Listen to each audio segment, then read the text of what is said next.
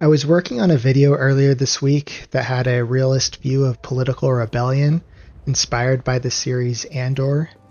But if you have been following the news at all, I'm sure you're aware of an event that is causing some political turmoil in my country at the moment, and I thought the overall topic may be in a bit of poor taste. So that essay is on hold for a bit, and I may get back to finishing it in the future. So instead I want to talk about the prisoner's dilemma and how it relates to social fabric and heterogeneous cultures. So I was watching an entertainment YouTuber who goes by Thor Skywalker because I think he makes fun and interesting videos regarding various parts of Star Wars. In his most recent video, he talks about the dark side and how various people in the real world have a difficult time understanding and empathizing with perspectives that they disagree with.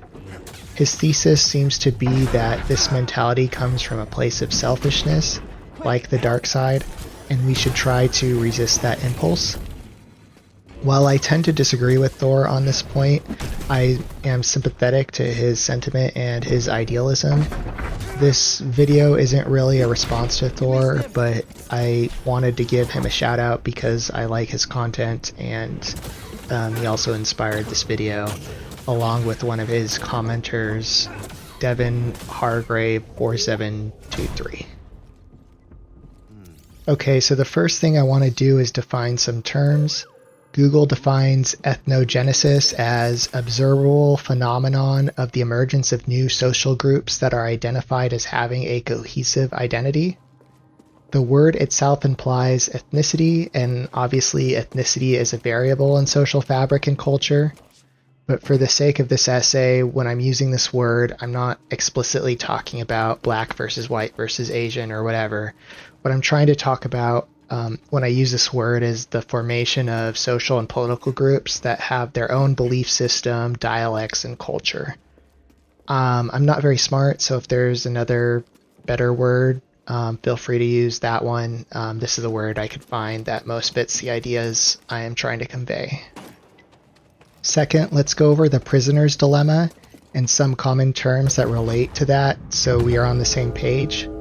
The prisoner's dilemma refers to a thought experiment where two prisoners are presented with a binary choice that is simplified as either, quote, cooperating or, quote, defecting. In the classical example of the prisoner's dilemma, if both prisoners choose to cooperate, they each serve 1 year in prison. If one prisoner chooses to defect, that prisoner is allowed to go free, while the prisoner that chooses to cooperate must serve 3 years in prison. Finally, if both prisoners choose to defect, they both serve 2 years in prison. Next, let's describe how this relates to political theory. In traditional American politics, there's this idea that we should resist the friends versus enemies distinction. George Washington warned about the formation of political parties in his farewell address, that it would lead to a spirit of revenge. From his perspective, the spirit would lead to a growing authoritarianism and despotism in the country. Regardless of what you think about the American Founding Fathers or George Washington's analysis and beliefs, I feel you have to grant that it has been a tradition that historically has been sewn into the American social fabric. While political parties did form post George Washington's farewell address, there were systemic things in place that encouraged the parties to work together. Originally, losing presidential candidates would go on to serve as the victor's vice president. Congress and the Senate were designed to require bipartisan cooperation to make significant legislative changes. The judiciary was meant to be an impartial, quote, blind justice that were lifetime appointments selected by both parties that were expected to rule prudently. Finally, Americans were indoctrinated in civics education that encouraged the resisting of friends versus enemies distinctions.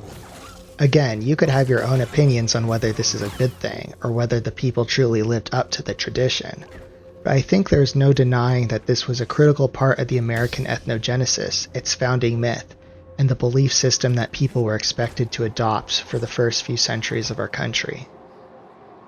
Now let's look at this in terms of the game theory. So now imagine an America that has developed two different worldviews, two different belief systems on how moral questions ought to be answered. The traditional American civics has an answer to this, requiring both groups of people to adopt a live and let live attitude to the way of life and belief system of the opposing group. To not form a friends versus enemies distinction where people factionalize and demonize the opposing group.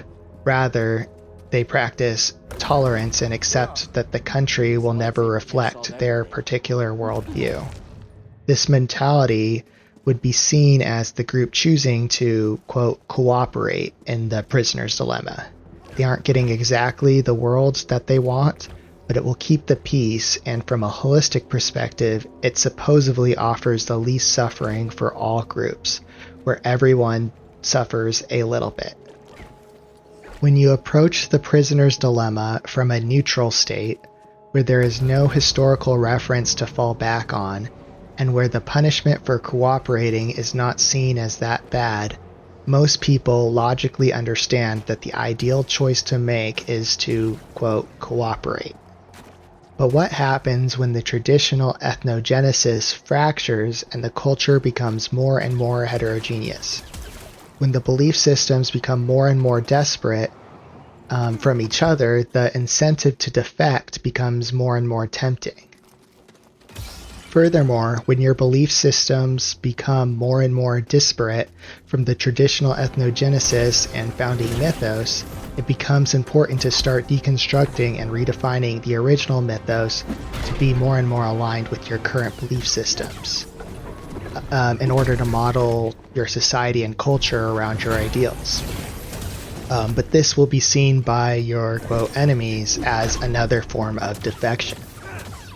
So once people start defecting because their own views become so heterogeneous with each other and or with the founding mythos, the game theory changes as it is no longer a neutral state. From a game theory perspective, if you or your side is planning to defect, you want to do it at a time where you are, quote, going for game.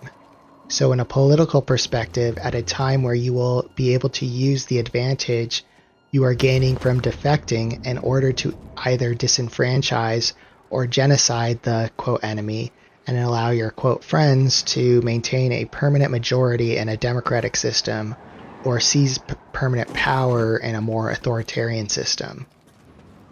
I hesitate to give current examples of what, quote, going for game would look like because of how hyperpartisan everything is. It will fall on deaf ears. However, I think it's important to illustrate what I'm talking about, so even if you disagree with the motivations or whatever, just try to take yourself and your team out of the example and look at the underlying logic. So an example of the Democrats, quote, going for game is, I recall during the second term of the Obama administration, there was a lot of chatter among the academic and the media class about the idea of the, quote, browning of America. The chatter seemed to be prominent intellectuals smugly stating that this new Obama coalition and the recent historical demographic changes in America indicated the end of an effective Republican Party opposition, i.e. the enemy, and the Democrats, i.e. the friends, can reshape society as they see fit and constantly defect at their leisure. This is because according to their numbers or something, and because we live in a democratic system, they had the votes to consistently win elections going forward. This obviously didn't end up being the case, but you can see the move in action. On the other side, an example of Republicans, quote, going for game can be seen in recent calls for mass deportations. The calls certainly have to do with other variables as well, but one thing many prominent right-wingers are noting is how this can permanently change the electorate generationally and allows them to seize power permanently so they can reshape society as they see fit, and constantly defect at their enemy's expense at their leisure. If the Republicans were wise and looked at the game theory of the situation, they would laser focus on using all their political capital and power to do whatever they thought could disenfranchise the Democrats permanently, whether that is mass deportation of legal immigrants, poll taxes, voter ID laws, direct laws that limit the franchise, I don't know, whatever. And I just want to be clear, this is all in service of illustrating a point and showing a realistic view of politics. I am not actually giving policy endorsements. I'm an anarchist, but I just want people of all sides to see the game theory more objectively so we can actually start addressing and solving stuff. Anyways, moving on. If you fail at going for game, the game devolves into a situation where both groups are always incentivized to defect, as it's always the best choice to make. Calls for peace or lowering of temperature will end up falling on deaf ears because both sides become numb and tired of being taken advantage of as the suckers. I apologize for making such a long video and just now getting around to my thesis over 10 minutes into this video, but I felt going through that background information was important. My thesis is as follows. In order to reestablish social fabric in a prisoner's dilemma, you either need an outside power's intervention, one side must genocide their enemy, or you must harshly punish defectors. Outcome 1 is the Roman Empire option everyone likes to talk about and seems familiar with. Internal forces become so weak, expending all their resources fighting each other, and then an external force with power comes in and overtakes the system and rules. Maybe a little genocide, maybe not, but ultimately the political formula fails and the old system is gone away with and replaced by the strong external force. Outcome 2 is one of the internal forces gets lucky or some sort of advantage, and they're able to use that advantage to go for game and genocides the enemy. They take the enemy's resources and they divide it up amongst their constituent classes, and they use the boon from those resources and the political capital to form a new ethnogenesis that becomes the new belief system and norms for the new political system that is formed. Outcome 3 is the one that appears to me to be ironically the least violent. Basically, a strongman authoritarian is installed in some way, and instead of sticking with their friends and genociding the enemy, they use their power to begin viciously and harshly punishing people who choose to defect on both sides, along with a group of innocent community members that surround the people that engage in the antisocial behavior. This outcome tends to keep the old political formula relatively intact, but obviously doesn't deal with the issues that incentivize the defections in the first place. But if you do this for long enough periods of time, it becomes a deterrent, and people revert to the initial game position where everyone is choosing to cooperate, and each friend group trusts each enemy group to continue cooperating because of fear of retaliation. None of these outcomes are particularly good or palatable. As an American, I find outcome 1 to be the most intolerable, but it would work. I would just prefer an option that doesn't likely result in my death and the deaths of all the people I love. And whichever Americans end up surviving the situation will lose political sovereignty and become disenfranchised at best, or whatever, quote, Americans are would be assimilated into whatever foreign power takes over, and we would cease to be like a people. So I'm not going to go further into that. There are a ton of people who talk about the fall of the Roman Empire and what that would look like. Feel free to look into that more. Outcome 2 would also work and seems to be the direction we are heading, but it means things are going to get really ugly. and I don't particularly look forward to either side winning. Even if I was to take this outcome seriously, people need to understand that things aren't going to be that simple.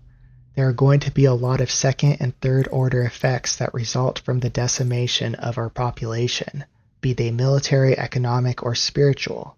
Historically, societies that undergo this form of ethnogenesis by purging unwanted elements may be able to reestablish some form of cohesive social fabric, but they also sow very destructive spiritual seeds that can lead to further fracturing down the line.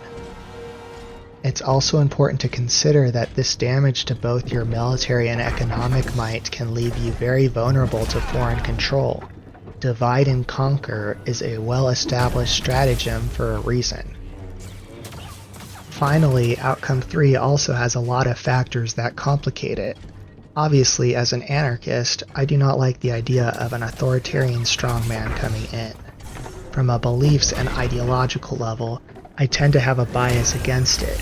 But taking myself outside of the situation and looking at it from a game theory perspective, it does seem to be the option that leads to the least amount of death and suffering. On a positive note, like the other two outcomes as well, it could lead to a more anarchistic state that would be more to my taste after the issues with the social fabric are mended. However, like Outcome 2, there are a lot of systemic issues it's going to run into. At least in America, the way the system is set up with electing and appointing leaders, whether it's the presidency, governors, or legislators, it has an incentive structure that currently selects for weak leaders that the elite donor class can control. This is by design, but I won't go into how those systems work in this video. If you think that presidents and political leaders are chosen by some form of meritocracy and the strongest end up on top, I guess maybe you don't see this as an issue. I disagree, but whatever, maybe you're right, maybe I'm right. I just bring this up as a structural problem in an explicitly American sense that I see for this kind of outcome that has worked historically. Another issue is that this type of outcome doesn't address the underlying problems that cause the differing groups of belief systems from choosing to defect in the first place. Also, these regimes most often fail because they center around the strongman. If the strongman is taken out, either politically or assassination or old age, without being given the time to establish a base culture of deterrence and without having a clear heir apparent that will maintain the culture of fear for as long as it takes to reestablish the social fabric, the society ends up crumbling. So if all the options that could work suck, how do we disentangle ourselves from this prisoner's dilemma? Unfortunately, I don't have very high hopes, as I'm pretty black-pilled on the subject. But if you follow a more traditionally American view and are more idealistic than I am, what needs to happen is that you need to cultivate a group of civically minded intellectuals or create some sort of institution of power. Examples could be like news media, entertainment, banking, or the academy, when I say the academy, I mean like the universities, the academic class. Those could work. And that institution's focus is to assume the role of the authoritarian strongman from Outcome 3. They would have to incorporate representatives of both warring factions and put aside all policy ambitions until after the social fabric is mended. Their primary focus would be to impose a high cost on defectors. For example, if someone was to dance and celebrate a, quote, enemy's death, both the individual and the group would be forced to pay some sort of political, economic, or social cost. For another example, if someone was to demonize a, quote, enemy by calling them a Nazi or a Satanist or a child mutilator or whatever, again, both the individual and the group would be forced to pay a cost. and etc., with all forms of antisocial behavior that fractures the society into friends versus enemies. Ideally, the individual marketing or pushing the punishment on the defecting individual and group would be a member of that group as well. And short of being able to form some sort of institution or cabal that has this as a responsibility, it certainly wouldn't hurt if pundits, political YouTubers, or even average civically minded citizens or whatever started using whatever power they had to police their own in a similar manner along this framework. The goal of all this would be to create a culture of fear that allows the social fabric to heal enough that people will begin to trust in choosing to, quote, cooperate again. And then ideally during this time where we are at peace and not constantly sniping at each other, we can try to hash out our differences and come together in some form of new ethnogenesis where we can be unified and following it naturally going forward without needing the fear of the rod in the background. I personally question whether people even want to disentangle themselves from the prisoner's dilemma. Like, if one side truly believes that the other side wants to castrate and mutilate children, and the other side truly believes that their enemies want to drive their children to suicide by forcing them to live a lie, is there really any energy to find a way to live peacefully together? If they're correct about their beliefs, it's understandable how people can reason that genocide is preferable to appeasement. And quite frankly, I can't think of a historical example where the solution I posited worked. It's always a strongman, or it's always genocide, or it's always a foreign invader. But who knows? On that depressing note, I'll conclude. That's my take on friends, enemies, and the prisoner's dilemma. I hope you found some interesting food for thought in this video. I don't claim to be an expert on this sort of thing or particularly smart. I just hope other people who are moral and smarter than me can take on this issue and figure out a way out of this spiral to hell. Thanks for taking the time to listen to my video.